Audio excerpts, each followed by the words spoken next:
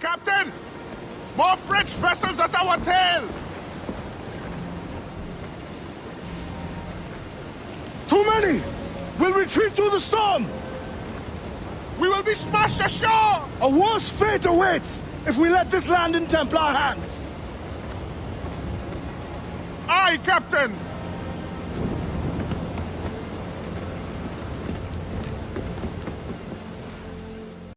Hello greater YouTube area and the surrounding internet regions, this is Killer Cardinal DA7.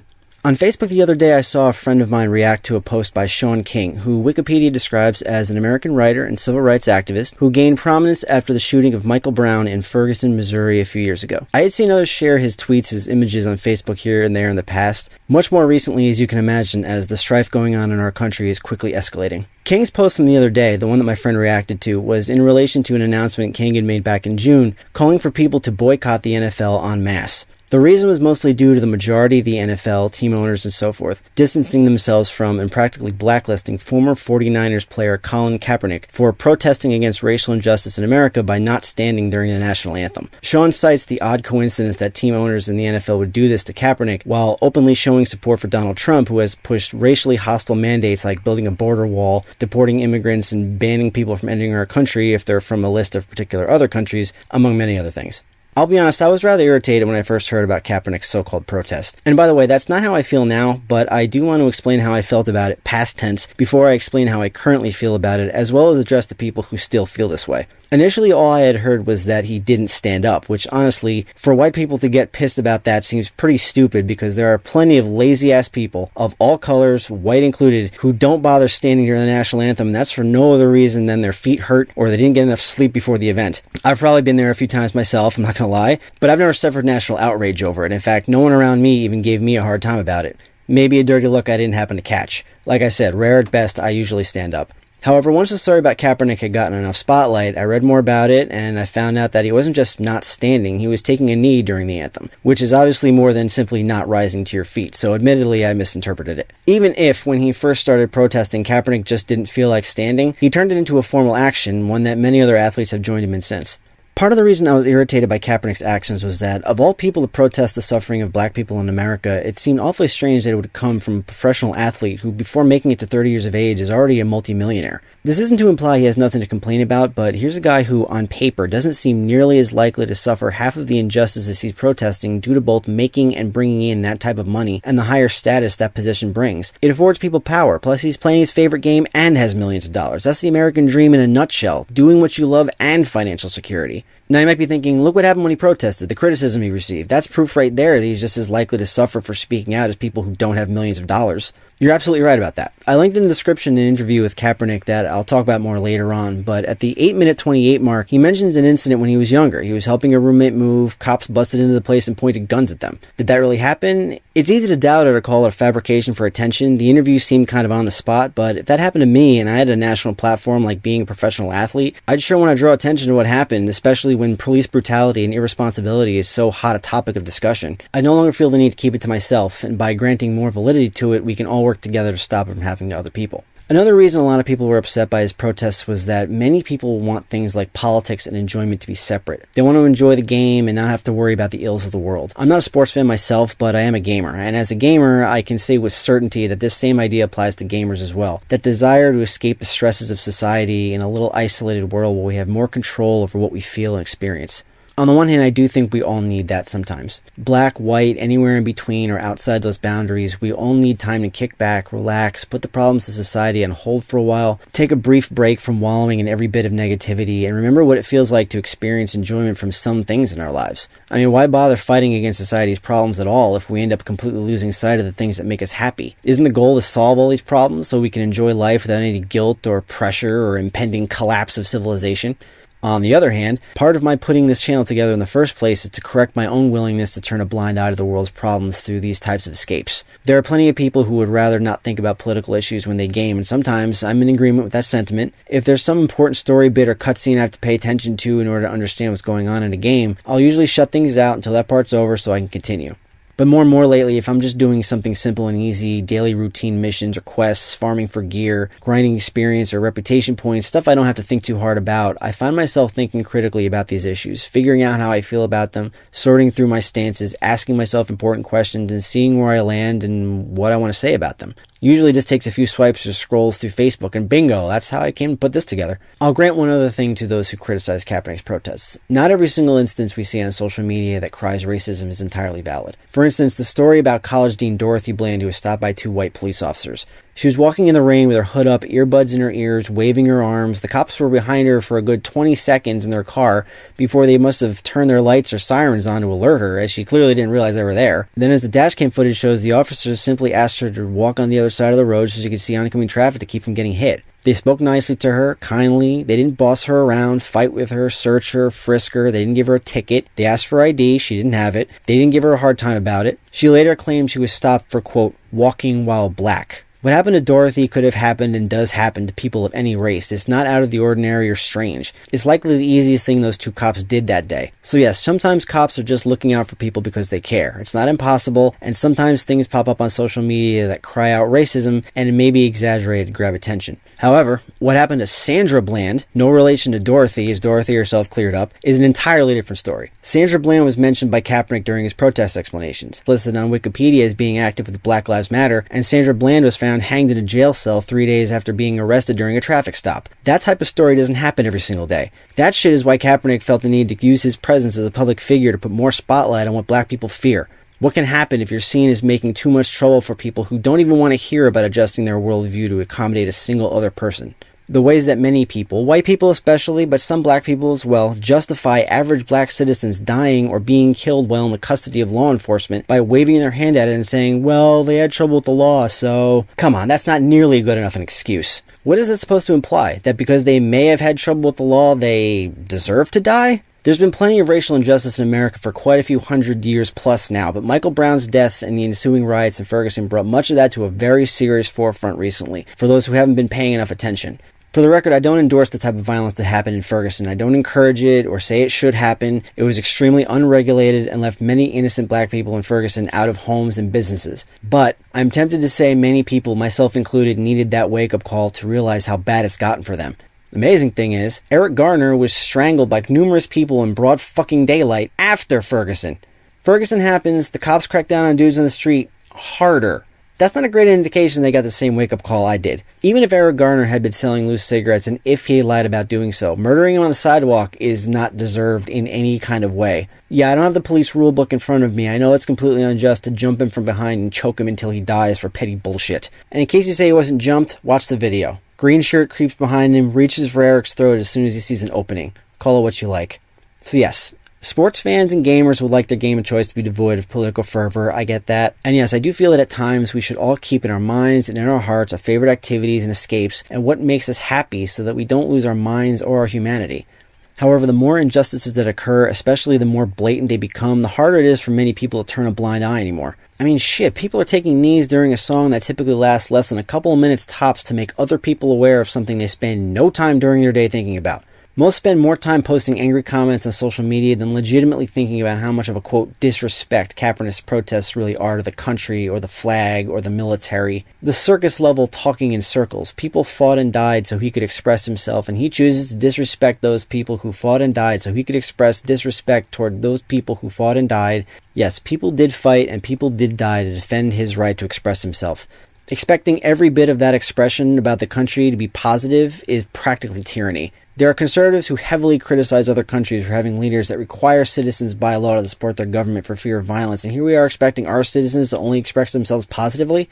Kaepernick and other players engaging in this expression are not disrupting the game, nor disrespecting the country or the flag. They're not refusing to play. They're not ripping microphones off of refs to unleash political diatribes. They're not attacking the person singing the anthem. It's just expression to make people aware of things they may not be thinking about. The fact is, some escape is fine, but when people spend too much time escaping the real world, it stops being simple mental health checking and becomes blatant, conscious, willing, purposeful blindness. Now that's what sparked this whole thing. Kaepernick protesting during the national anthem at games and becoming something of an outspoken figure in the public. From what I've read, Kaepernick and the 49ers parted ways several months ago, and Shawn King this past June has suggested fans boycott the NFL as a result, which takes Kaepernick's protest to a whole new level. However, King further ups the ante by threatening to boycott NFL sponsors as well. I have to say, if people go about that full boycott, I doubt it will have the intended effect, and I'll explain why. As I said, I'm a gamer, and similar things happen in the gaming community all the time. Groups of players get pissed at a game not living up to expectations, or a game makes a drastic change that a sector of fans aren't happy with, and they either boycott the game, sell it, get a refund, whatever they feel is reasonable action. Problem is, big publishing companies have gotten accustomed to baking in significant backlash, or else they just compensate for lower sales by chopping up content to DLC or season passes to make up the difference. They get their money, they continue to cut corners, nothing fundamentally changes, and things just get worse.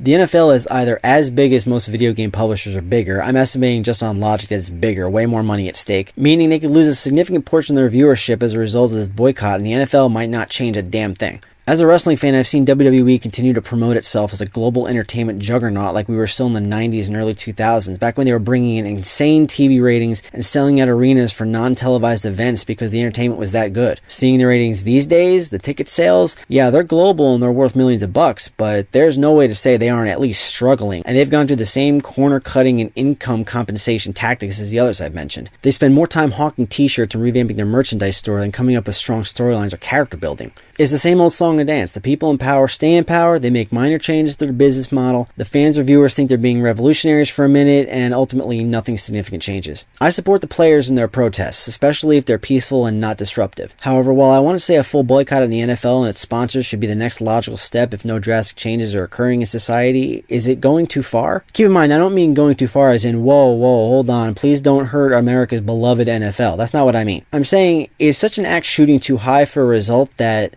what is the result? How about that for a question? Shawn King is suggesting this massive boycott, but what is the intended result? That's not rhetorical, it's a legitimate question. What is the intention? To just hurt the NFL? To hurt the bottom line to the quote, rich white men Shawn King mentions in his social media posts? I'm not trying to defend said rich white men specifically, but like I said, those rich white men lose a few million football fans in their programming, their bottom lines barely move. I know boycotts seem like an easy, simple, basically free way to make a statement, but they often don't achieve the intended result, and even in some cases when they do, they mostly leave huge voids in people's lives that need replacing, and that sacrifice doesn't instantly manifest satisfaction. It's a bit like dieting. The intention is grander physical change, usually involving cutting out certain foods, but the satisfaction of simply losing weight doesn't typically replace the cravings for those foods that are given up. The intended result might happen sometimes, but unless the original desire is met or replaced with something similar, relapses can occur. So is the intended result of the boycott to get teams to reinstate or re-sign Kaepernick as a player, or be more open or eager to bringing him back? I mean, the way Shawn King has presented the idea on social media, it feels like Kaepernick's treatment is the main catalyst that inspired the boycott. I agree with Shawn that it sucks royally that political expression is causing team owners to distance themselves from Kaepernick, and that it's unfair for him to not be offered contracts if he's a good enough and reliable enough player. If that's the case, he should be able to play the game. Teams are put together to play, pure and simple, and as long as the players can function well enough together to score more points than all opposing teams they face, that's how sports works, right? Then it really doesn't matter what their political beliefs are. Put them on a team and let them go. The funny thing to me is, if team owners have any concern about ticket sales or ratings, it's very possible both might jump up as a result of Kaepernick being on their team, as many might watch and or attend games simply for the drama of Kaepernick now being this polarizing civil rights figure, whether people love him or hate him. A bigger question I have, is Colin Kaepernick a strong enough figure to maintain a consistent presence in the black community long term? To really continue driving significant changes in society and not just get tired and give up? I mentioned earlier that part of why I put this together this week was because I saw a friend react to a Shawn King post on Facebook. But I haven't heard any major developments about Kaepernick himself for quite a few months. If you look back, people like Martin Luther King and Malcolm X were articulate, intelligent, poetic, inspiring in what they said. Whether you specifically agree with them and their approaches or not, it's undeniable how much passion and wisdom and knowledge they had for the causes they stood for. I'm not trying to frame all athletes as being big dumb lunkheads, but if you take a look at the interview with Kaepernick that I linked in the description, there are times during that almost 20 minutes when I don't think even he could fully articulate what exactly he's been doing this whole time. He even says near the beginning, it wasn't really planned, it was just something he started doing. Is that the mark of a guy people should be bending over backwards to defend? That people like Shawn King should be putting all their chips on as the next big hero? Who is this really about? Is this about what Kaepernick protested, or about King being there to defend him when he suffers from injustice? I look at Kaepernick himself as a revolutionary for the rights of black people in a similar way as I look at Hillary Clinton as a revolutionary for the rights of women. Thousands of women across the country, including some friends of mine, voted for Hillary Clinton in this last presidential election, partially because they hate Trump, but also because they wanted the first woman president of the United States, and I respect that. I'm eager for a woman president as well. I didn't vote in the last election, and as much as I don't like Hillary, I do regret not voting for her to some small extent. Despite the accusations of voter fraud from both sides of the aisle, I would have liked being part of the 3 million plus people who voted for the second person in the past 20 years to win the popular vote and defeat the electoral vote. That being said, I don't even have to bring up the popularly mentioned scandals she's been attached to, you know the ones, to point out how robotic, passionless, and over-rehearsed she seemed during debates and speeches. In other words, while it would have been nice to have the first woman president elected in the 2016 vote, I have a much higher standard than her to represent our country. Yeah, she would have been better than Trump, fine. That's not really an accolade. Most people would make smarter political decisions than Trump already has. Hillary would have been business as usual, making lots of promises, not keeping most, reassuring people that change was coming, not really following through. That's not revolutionary or inspiring. I'm eager for a woman president, yeah. I can wait for a better one. Admittedly, though, in retrospect, it helped Trump get elected, so, as I said, I regret not voting. To me, Kaepernick being placed on this pedestal as a soldier fighting injustice just seems a bit dangerous. He'll be harassed and treated like shit by his critics when he doesn't deserve to be treated that way, but he'll also be deified by people wanting him to be a civil rights leader when I don't know if he can live up to that expectation. Immense pressure is being placed on the shoulders of a guy who may have gotten in way over his head. Then again, when I think about it, a shy fucking introvert like me is making YouTube videos that barely anyone's watched yet, so hey, maybe getting in over one's head is something people need to do to push themselves toward a goal they set. Maybe he's not a good fit for being a civil rights activist now, but he pulled the trigger and started the process with very, very, very little effort. Maybe down the road he'll grow into something bigger and better. We'll have to wait and see. I'd have to defer to sports fans to see if his game suffered at all after the controversy, but devil's advocate, what if he's offered a new contract tomorrow? That's what people like Shawn King think should happen. What if he comes back to play after some time away from the game? What if he doesn't play as well? The right types of pressure can fuck up even the most seasoned veterans. He comes back to play, who's to say how all this fighting against racial injustice will affect his game? Anything's possible, though.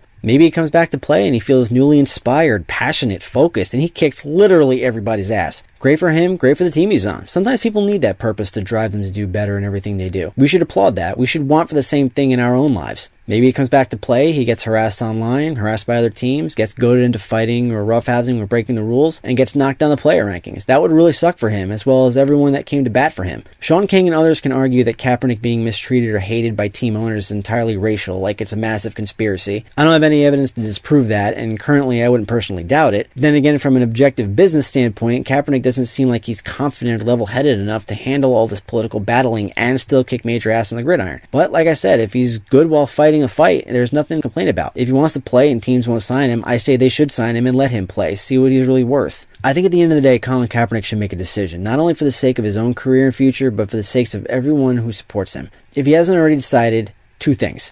Either A, clear the air, say that he wants to come back and play. He still wants the right to peacefully protest during the anthem, but he'll rein in the political talk and speeches and interviews and statements. Fans want to see good games, he's a good player, please let him come back to play. Or B, formally retire, which sounds awful, retiring at 30, but, you know, plenty of guys come out of retirement numerous times, and at only 30, he's still got plenty of good years in him. He could formally retire now, focus on the political landscape, making speeches, fighting for justice, making a new life as a public figure, living comfortably with the money he's made and the money he's bound to make on appearances, possible book deal, maybe a movie, everything else he's going to do. A few years down the road, when he's built up a much bigger rep outside of football, maybe think about coming back to the game if he still feels the itch to play. The longer he's out, the more desirable he'll be to bring back. Seems like it to me. I don't know shit about sports, it's just an estimation. So I don't blame Shawn King for wanting to incite this type of action, but it's easy to look at something like boycott the entire NFL and its sponsors as a huge action when it really kind of isn't. It may not yield any change, and it'll leave plenty of people sacrificing something they may not want to lose. But then the question is, what do we do instead? My suggestion, mainly to Kaepernick, but to anyone else wanting to get society to change in just about any direction,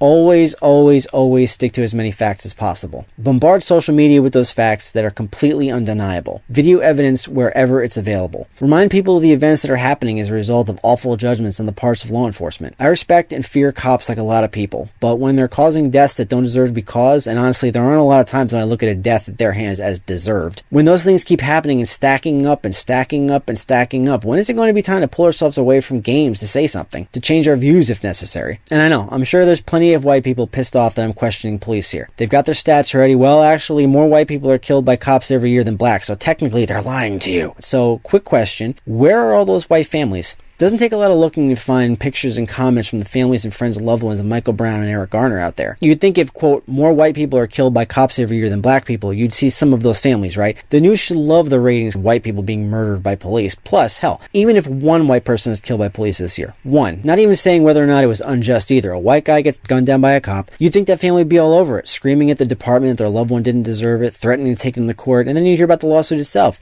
how the family is defending the honor of their family member who was murdered by the people sworn to protect them, but no, we don't hear about any of that. What are all the families of all those white people thinking then? That their loved one deserved to die, so no need to fight the law? Could it be an embarrassment thing? They don't want to be on camera because they're afraid of other white people seeing that and thinking negatively of their family having a potential criminal in it? I guess that could be possible. That's a lot of embarrassment, outrage, and secrets to be forcing back, all to keep up appearances. Look, fundamentally, race shouldn't matter when it comes to people getting killed by police officers. In other words, whether you're white, black, or any other color of the rainbow, more often than not, you don't deserve to die at the hands of a police officer unless you're causing a very clear and direct danger as a result of a shootout, bomb threat, hostage situation, etc. As I said before, yes, there are cases when a black person may inflate a situation into being all about race and prejudice when those things had nothing to do with it. But when black people are killed by cops and their loved ones are visibly distraught all over TV and the internet, and the white people say, well, more white people are killed, and then we never see hide nor hair of any of their families, it doesn't make any sense. In the current political landscape, with so many people looking to one-up everyone else and prove others wrong, you'd think any injustice against white people by cops would be going viral, hand over fist, so white people could say, see, happens to us too. But we never see that. I'm not even implying that it doesn't happen. I'm saying, where the hell are they? I'm reluctant to say there aren't any. That disparity is becoming really fucking hard to ignore. We see the sadness on the faces of the families left behind when cops kill black people. If white people are killed by cops, where are their families? Where is their outrage? Why aren't they joining forces with the families of black people killed by police and creating a unified front against law enforcement injustices? Black people are tired of their loved ones and friends dying as a result of police brutality and irresponsibility. They're tired of cops constantly getting away with that. Are white people just not that upset when it happens to their loved ones or friends? I don't get it. As a kind of final thought here, I want to share something that inspired me to start this channel, something that links very closely to this particular issue. When Trevor Noah took over for Jon Stewart on The Daily Show, a lot of this type of thing was going on, and he made a statement that I linked in the description about how America tends to be divisive. His comment actually starts around the 1:06 mark, but I linked the whole thing because the rest of it is quite good. The main thing I took away was when he talked about how if you're pro-Black Lives Matter, you're assumed to be anti-police. And if you're pro-police, you're assumed to hate black people. But you're allowed to support both police and black people. There's no need to choose or take one side or the other. It's a simple idea that I needed to hear put that way to make the most sense to resonate. I don't hate cops. Like I said, I respect and fear them. It sucks when they can't do their job or get hurt or killed. I always feel awful whenever I hear about cops dying. I don't want that to happen. And it must also suck when honor gets in the way of doing what they believe to be their jobs. Being an officer is a job of sacrifice, and if an officer gives their life to protect someone, that's a risk they took when they signed their name on a dotted line and filled out an application. Honor is part of what keeps them protecting us all, not killing us. Now, I'm sure for some black people to hear me say that I'm afraid of cops must look like I'm being selfish or self-centered or I'm making your problem all about me. But I don't feel safer knowing black people are getting killed or that fellow citizens are fearing for their lives. But they're criminals, they're thugs. Who are? Black people or the dead? Because very few of those black people who gained major attention after they were murdered were formal criminals. And even if one or two had crimes on their records, they deserve to have their lives protected the same as anyone else. Their lives aren't forfeit because they committed crimes in the past. Just like if you're a white person, you wouldn't want your life to be forfeit on a traffic stop or selling some commodity to somebody you knew, or a simple misdemeanor charge either. Yes, I understand that if an officer gets into a fight and they're afraid for their lives and need to take action, self-preservation, and sometimes during a confrontation a perpetrator may lose their life, but even that account in some of these cases just seems so stretched. It's sometimes too easy to go to that well, too convenient. Even with video evidence to contradict it, aspects too concrete to deny, it's still just argue, argue, argue. No movement from the belief that the people the cops killed were at fault and earned the wrath of law enforcement. No understanding, no hearing out another side. I saw Neil deGrasse Tyson on a podcast once where he asked the question of people who question science too much, what would it take to convince you? People talk big games about facts, about truth. I have a video in the works to be about just that topic. Honestly, I do think there are far too few facts and truths going around, but when you see and hear something as concrete as some of the videos that I linked here, videos that aren't even new, that have been viral for months upon months, at some point the arguing needs to stop. This is why we have dash cams. This is why we have body cameras. This is why when people use their phones to capture things on video, we need to see what's right in front of us. Do a lot of these videos unquestionably prove racism? Maybe not. Do they prove law enforcement applies harsh treatment on black people when they haven't done a whole hell of a lot to deserve it? Yeah.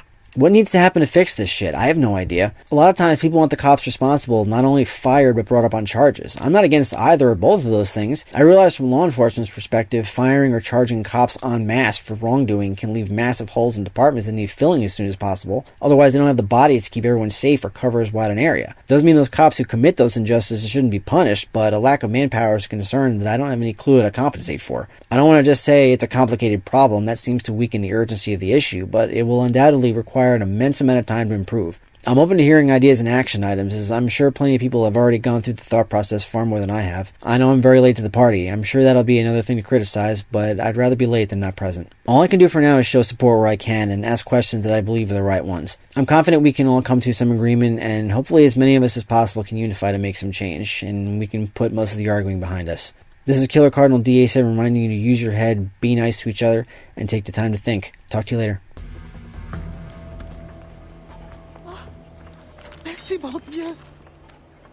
Désolé. I have nothing to offer but thanks. Nothing else is needed. As a boy, I fled the same fate. Why would you risk recapture? Men of principle know the bigger risk is to turn away.